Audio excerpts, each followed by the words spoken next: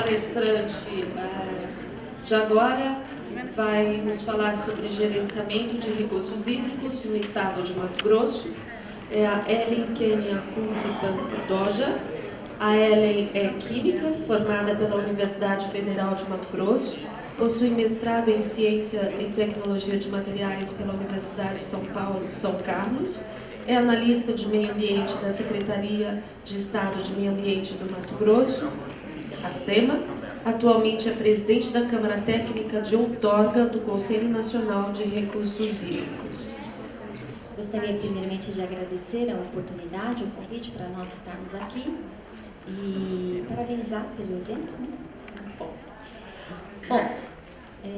Vou falar sobre o gerenciamento de recursos hídricos no estado de Mato Grosso. Eu sou analista de meio ambiente da SEMA Mato Grosso, trabalho no recursos hídricos desde que entrei na SEMA. Então, vim aqui representar o nosso superintendente para falar como é que nós temos tratado a questão de recursos hídricos no estado. Bom, lá, a nossa política estadual de recursos hídricos é a Lei Estadual 6945, que é de 97, é muito semelhante à 9433, que é de janeiro de 97, né? Na época que a lei foi criada, havia no estado a Fundação Estadual de Meio Ambiente, então ela exercia as atribuições de órgão gestor coordenador de recursos hídricos. Depois, em 2005, a FEMA foi transformada em SEMA, Secretaria de Estado de Meio Ambiente, e é, então, o órgão coordenador gestor de recursos hídricos. As diretrizes da nossa política estadual é gerenciar de forma integrada, descentralizada e participativa, como a maioria das leis estaduais e federal também de recursos hídricos. Os princípios é o uso múltiplo, estou atrapalhada aqui, usos múltiplos, a adoção da bacia hidrográfica como unidade de planejamento e gerenciamento, o reconhecimento do valor econômico da água e, em caso de escassez, o uso prioritário para o consumo humano e dessedentação animal. Então, com relação às unidades de bacias hidrográficas, nós criamos, em 2005, foi aprovado pelo CEIDRO, que é o Conselho Estadual de Recursos Hídricos, através da resolução número 5 de 2006, aliás, não 2005, foi dividido, então, o Estado em unidades de planejamento e gerenciamento, nós chamamos de UPGs.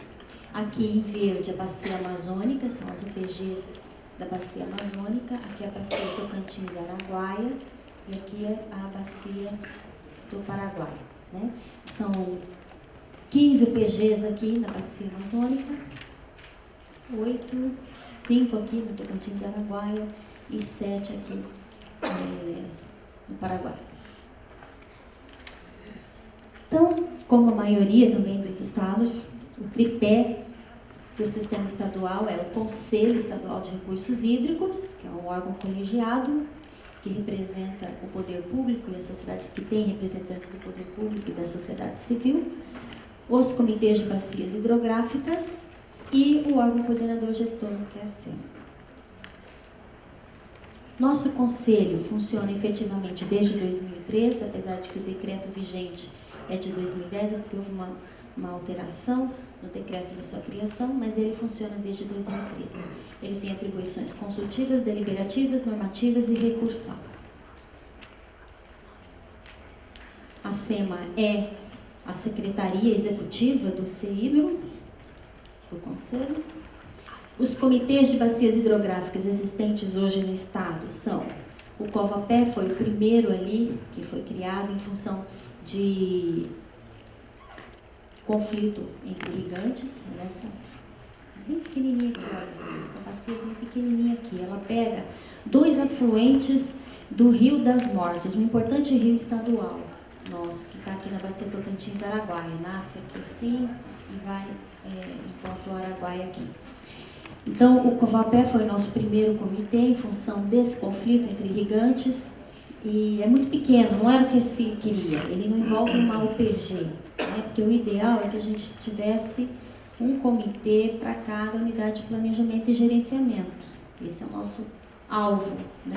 Uma coisa importante de falar aqui é a seguinte, que nem toda UPG ela corresponde exatamente a uma bacia hidrográfica, devido às dificuldades, vejam o tamanho do estado.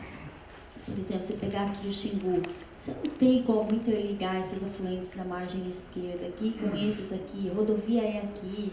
Você não, então, por uma série de dificuldades, de logística mesmo, então não foi possível que se pensasse, se dividisse realmente por bacia. Todos, claro que não tem assim, pega um pedaço dessa e um pedaço da outra, não. Mas tem uma lógica, né? Mas não é possível. Por exemplo, aqui também, no Rio das Mortes, é muito comprido, muito longo, não tem como você ter uma bacia, um comitê só ali, ou dividir em uma unidade só, porque você não teria logística para encontrar essas pessoas, para fazer as reuniões e motivar, inclusive, pelas problemáticas, né? Então, vamos lá, nós estávamos aqui explicando os comitês. Então, temos o Covapé. Agora, recentemente, já há uns 2 anos, foi criado o Cepotuba, que também é resultado de conflito, uma bacia que nós temos lá no Queimapé, na região de Tangará da Serra, uma região onde as outorgas que a gente emitiu a partir de um dado hidrológico nosso, ela já tem dado conflito, porque tem anos em que você não tem aquela água ali, então é problemático. Então, temos o comitê do Cepotuba, depois do afluente na margem esquerda do rio Telespires, que é esse aqui, lá em Alta Floresta, nessa região, bem lá no norte do estado. E São Lourenço, que é aqui nessa bacia próxima ali a Rondonópolis, quem conhece o estado. Um importante núcleo também, tem algumas indústrias, mas também de agronegócio. Em fase de implantação está o Comitê da Bacia dos Afluentes da margem direita do Alto Telespires, aqui é do baixo, aqui é do alto, seria ali na região de Sorriso, pegando essa A11 aqui, essa região aqui. Cabaçal, que é próximo a Cáceres, Cuiabá, margem esquerda do rio Cuiabá, que pegaria ali o perímetro urbano, que a gente tem muito problema, a dificuldade em emitir outorgas de diluição de efluentes ali, e o Comitê do Alto Araguaia, e outros aqui que estão ainda em fase de mobilização e fomento. Bom, nossa estrutura, né, a estrutura do órgão gestor, é através de uma superintendência dentro da SEMA, a SUR. Ela tem 2 coordenadorias, é uma estrutura bem enxuta. A Coordenadoria de Controle de Recursos Hídricos cuida das outorgas, tem 2 gerências, uma de outorga e outra de água subterrânea. A Coordenadoria de Ordenamento Hídrico fica com todo o restante, plano, enquadramento, que não é feito ainda, e tudo mais que vier, cai aqui.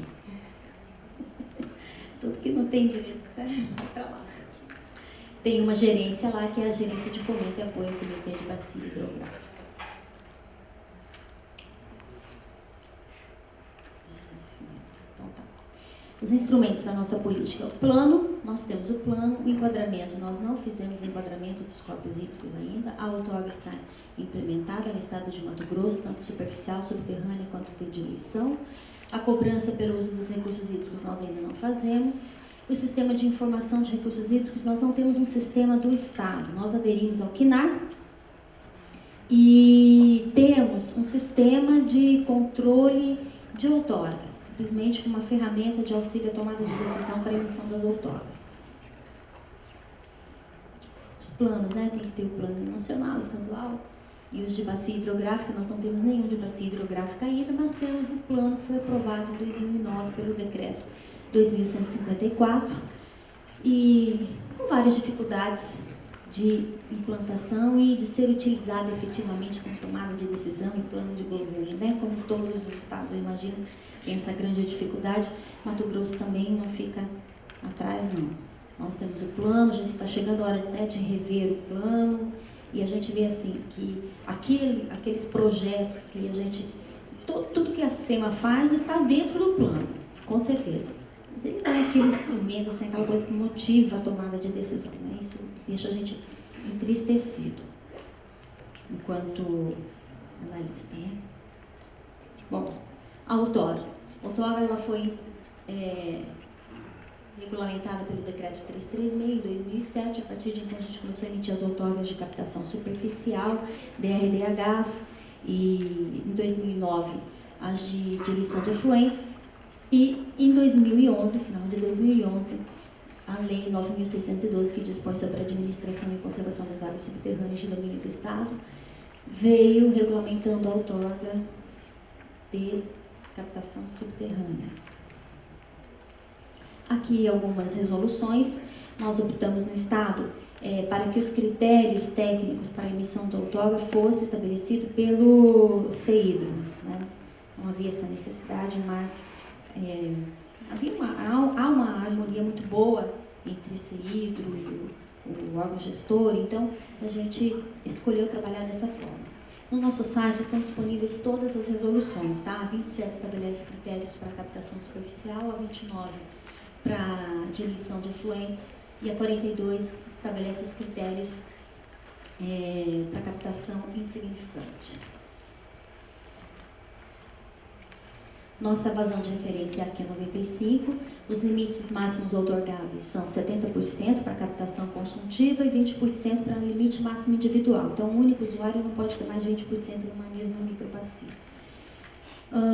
Insignificantes são considerados quando o manancial tem uma Q95 até 300 litros por segundo, ele pode captar até 1,5 litros por segundo, isso será considerado insignificante. Acima disso, acima de 300 litros ou corpo hídrico, a captação pode ser até 2,5. E isso envolve apenas que simplifica um pouco o processo administrativo dele, a gente chama de cadastro, né? É um cadastro, mas que ele tem que apresentar alguns formulários mais simplificados, mas de qualquer forma passa por uma análise, como a outorga também passa por uma análise hidrológica e pela análise de uso racional. Então, o cadastro passa a mesma coisa.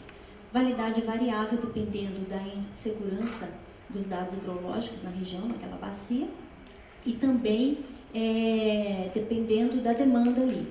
Se já tiver atingido 50% da Q95 outorgado naquela bacia, naquele ponto, a gente já dá outorgas com um prazo menor, senão pode ser outorga com 6 anos, até 10 anos. No início a gente dava, agora não, mais 6 anos, tem sido o máximo. Daí 50%, comprometeu 50% da Q95, já começa a reduzir essa validade da outorga para 3 anos, 2, 4, depende da situação da bacia. Bom, aqui a Lei 9.612, que é de água subterrânea, ela veio trazendo então a autorização de perfuração de poços, a outorga de direito e o cadastro de uso insignificante, dependendo do valor da captação. Já vamos falar sobre isso. Também os critérios técnicos foram estabelecidos pelo CEIDRO. A resolução 43 traz critérios para análise dos pedidos de autorização de perfuração, a 44 para os pedidos de outorga, e a 57 veio alterando uma questão do teste de bombeamento que é exigido, que vinha sendo exigido na 44. Questão de horas de bombeamento até a estabilização da curva, do nível dinâmico, enfim.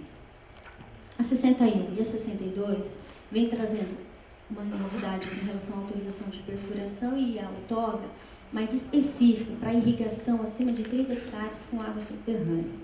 Por quê? Algumas bacias que têm sido assim, polo do agronegócio, da irrigação, elas já têm sido esgotada a disponibilidade hídrica superficial ali para irrigação. E a gente começou a observar uma pressão para utilizar água subterrânea para irrigação. Então, começamos a discutir tecnicamente isso dentro da SEMA e fizemos, então, um procedimento específico, né, visando ser um procedimento mais cauteloso e mais exigente em algumas coisas para evitar uma corrida, né, exagerada no uso da água subterrânea para irrigação. Então, ficou bem mais complexo um pouco o processo. Eu vou falar um pouquinho mais para frente. Então, quando o consumo for acima de 10 metros cúbicos por dia por usuário de água subterrânea, então ele entra no processo de outorga. É outorgado no máximo 80% da vazão diária, que é estabelecido no teste de bombeamento.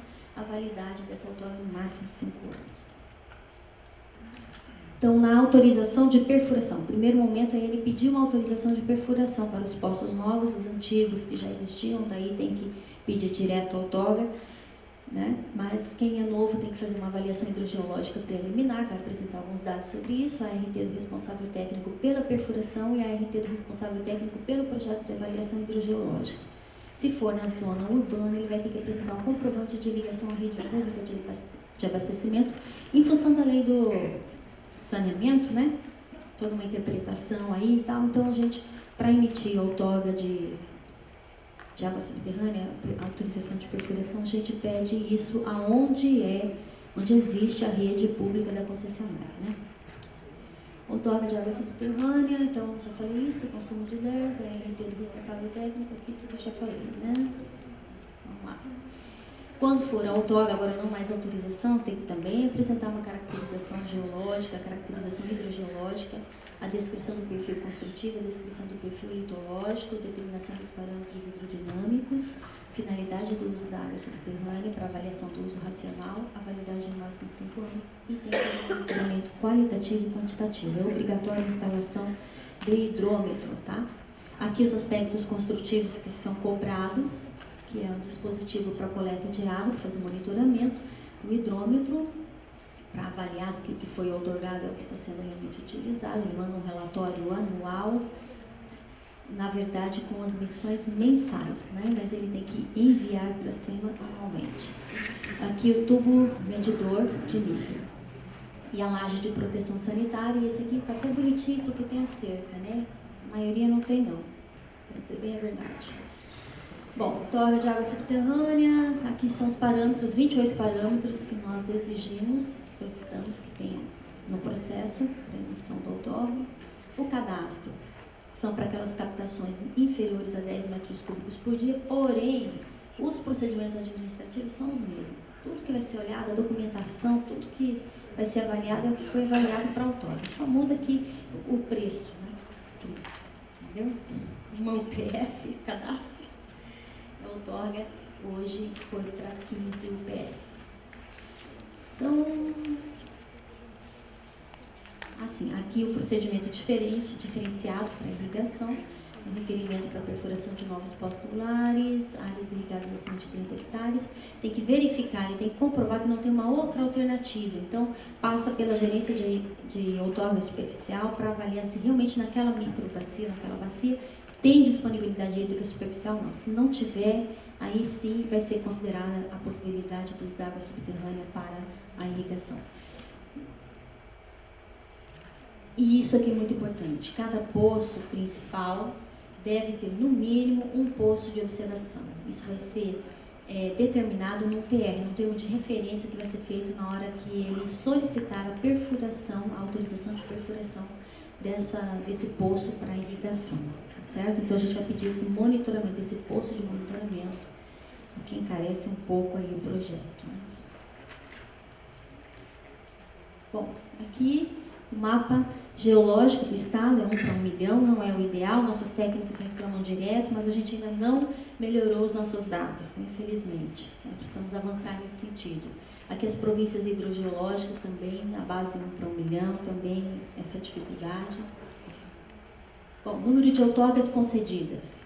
Aqui, 652 autorizações de perfuração de poços, 488 cadastros de captação insignificante para água subterrânea, 732 outorgas de água subterrânea, captação de água subterrânea, 172 cadastros de captação insignificante de captação superficial, 1.115 outorgas de captação superficial e 197 outorgas de diluição de efluentes. Aqui a distribuição por finalidade. 87, quase 88% das vazões outorgadas, né, das outorgas superficiais, são para irrigação.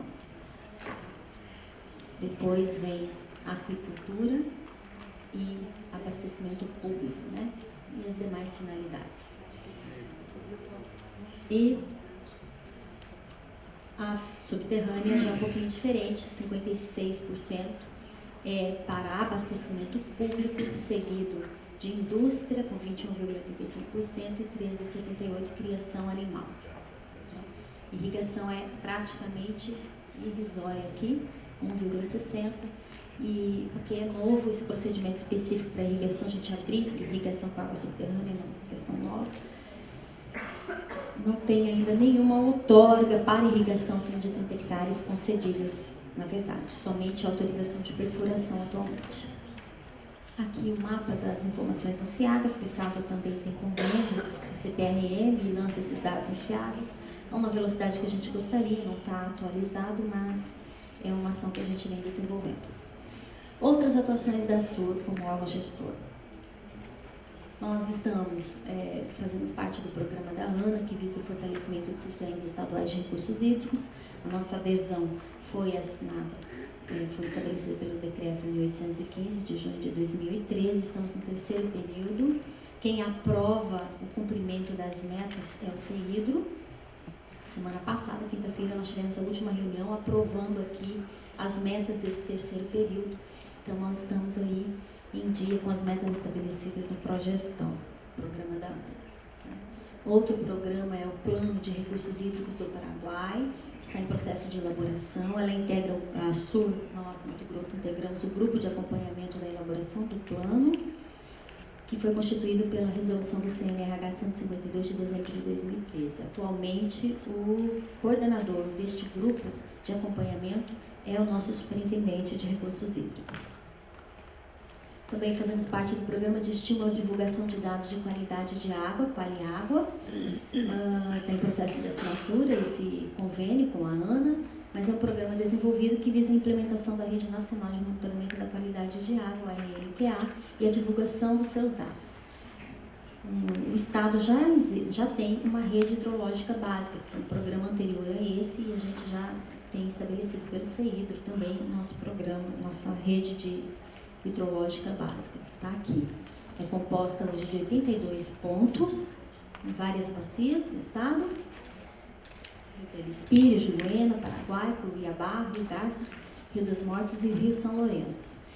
E com esse programa que eu mostrei aqui antes, né, o Qualiágua, a intenção é que se amplie essa rede para 242 pontos, hoje são 82, sendo que 42 pontos nós temos monitoramento quali e quantitativo, o restante é só qualitativo.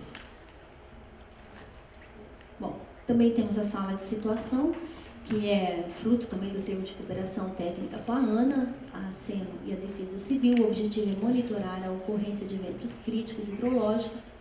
Nós temos 19 estações. Os procedimentos, todo dia são gerados boletins diários e mensais de acompanhamento que são enviados para a Defesa Civil e também podem ser encontrados no nosso site. Todo dia atualizado no nosso site esses boletins. Então, você pode entrar no site da SEMA, aí embaixo do lado direito tem uma sala de situação, dados hidrológicos e verificar os dados. Também fruto de uma cooperação técnica com a ANA, né?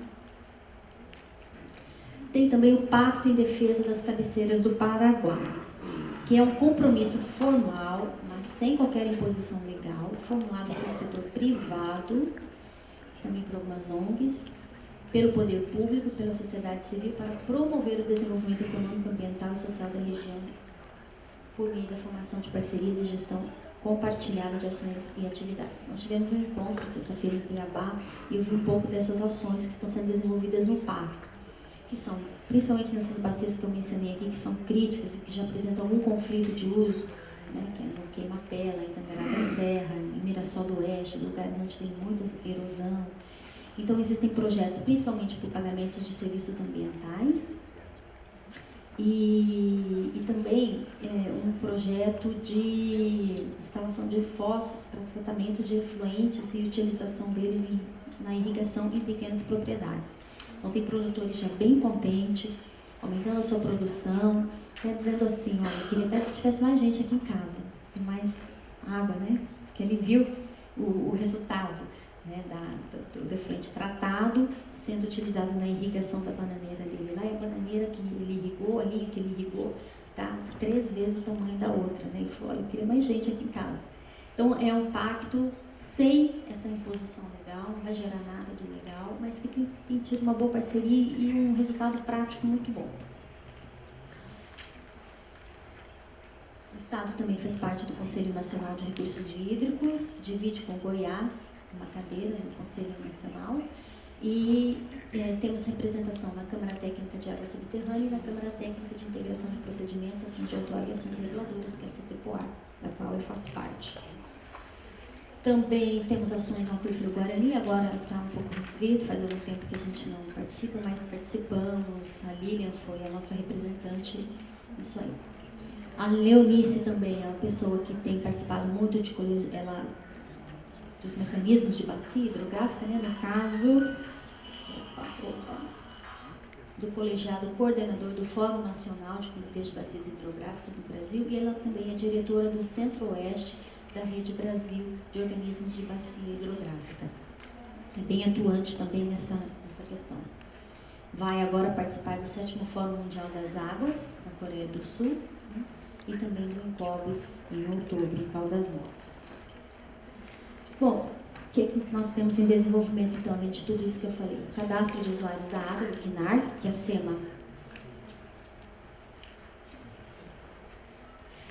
SEMA aderiu integralmente, né? O Conselho Nacional de Recursos Hídricos tem uma resolução que pede que os estados façam adesão integral nos 28 pontos mínimos ou integral ou nos 28 campos mínimos, né? E a SEMA optou por fazer integralmente o CNAR, sendo ele uma das condicionantes para a outorga. Então, o portão de entrada da outorga é o CNAR, ele tem que ter um número CNAR na sua declaração para poder entrar com o processo de outorga. A outorga que está funcionando, funcionamento do CEI, da manutenção da sala de situação, fomento e apoio aos comitês de bacias hidrográficas, manutenção da rede hidrometeorológica, monitoramento da qualidade da água, monitoramento da quantidade da água, a inserção de dados no HidroWeb, capacitação e também aqui no HidroWeb e no CIAGAS. Capacitação do Sistema Estadual para a Gestão de Recursos Hídricos, também temos feito isso, e acompanhamento do Plano de Recursos Hídricos do Paraná. Nossos desafios: capacitação dos técnicos da SUR, né? Tem sido muito difícil nos últimos anos sair, não temos saído para lugar nenhum, para capacitação nenhuma, política de governo, muito difícil.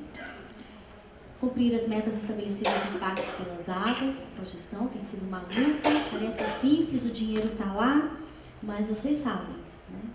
Não é fácil, até gastar o dinheiro é muito difícil, tem que correr muito. Então, é um desafio. Avaliação hidrogeológica da bacia dos Parecis e do Paraná em escala adequada para a gestão das águas subterrâneas.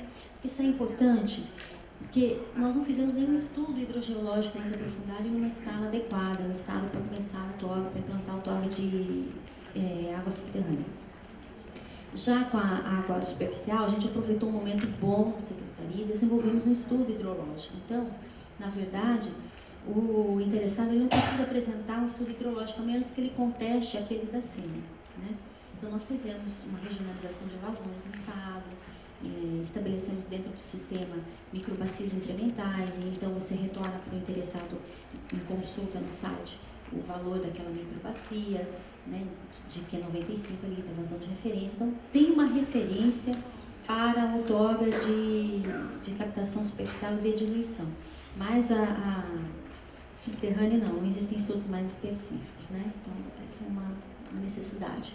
A manutenção preventiva da rede hidrológica de ampliação, e isso envolve também operacionalizar a sala de situação. E essa dificuldade, as estações são telemétricas, então estraga lá, alguém faz uma avaria na estação. E essa agilidade, né, de conseguir chegar lá em Peixoto do Azevedo, lá no norte, né, tem uma estação lá. Como é que você sai de Cuiabá, chega lá com